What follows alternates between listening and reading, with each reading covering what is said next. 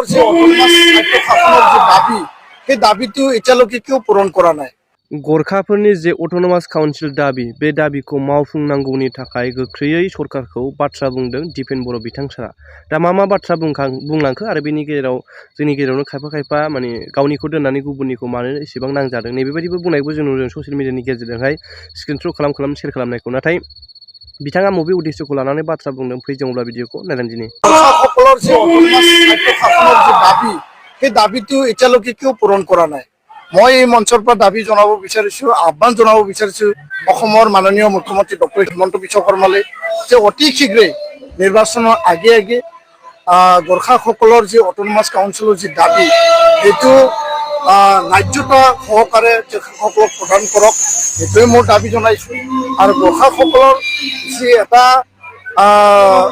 অসমখনৰ চাৰিওসীমাৰ প্ৰতিটো সময়ত তেওঁলোকে অসমৰ বায়ু বতাৰ লগত মিলি পেলাই এই বৰ অসমৰ যি এটা চিন্তা আৰু জাতিটো আগুৱাই নিয়াৰ ক্ষেত্ৰত সকলোৰ লগত এটা ভাতৃত্ববোধ, এটা সমন্বয় আৰু দেৱচু আৰু আকচুৰ যি এটা ইতিহাস, বড়ো আন্দোলনৰ যি এটা ত্যাগ আৰু বৰ্তমানলৈকে আছে, এই আকচু আৰু আকচুৰ এই সমন্বয়, এই সমমৰ্যাদা সদায় থাকিব মই বিশ্বাস কৰিছোঁ।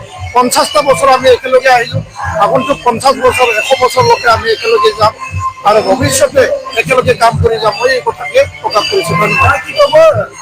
নাই, সকলো জনগোষ্ঠীৰ যিখিনি দাবী এই দাবীসমূহ চৰকাৰে আলাপ আলোচনাৰ মাজেদি কোনটো নিয়মৰ মাজেদি সংবিধানৰ কোনটো ব্যৱস্থাৰ মাজেদি সমাধান কৰিব পৰা যায় আৰু এই দাবীটো প্ৰতি চৰকাৰে আলাপ আলোচনা কৰিব লাগে আৰু এমিকেবল এটা সলিউশ্যন তেতিয়াহে ওলাব যেতিয়া চৰকাৰে আগবাঢ়ি আহিব।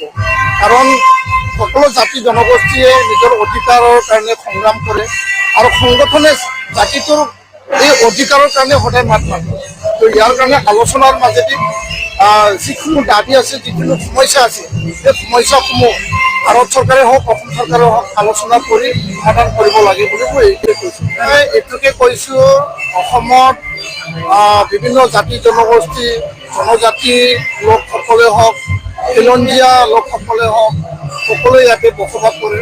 সকলো জাতি জনগোষ্ঠীৰ আৱেগ অনুভূতি চিন্তা কৰি সংবিধানত থকা গণতান্ত্ৰিক পন্থাৰে ৰাজনৈতিক আৰু সাংবিধানিক অধিকাৰ কাক কেনেকৈ দিব পৰা যায়, কেনেকৈ সমাধান কৰিব পৰা যায়, তাৰ কাৰণে দৃষ্টি ৰাখিবলৈ চৰকাৰে আলোচনা কৰে।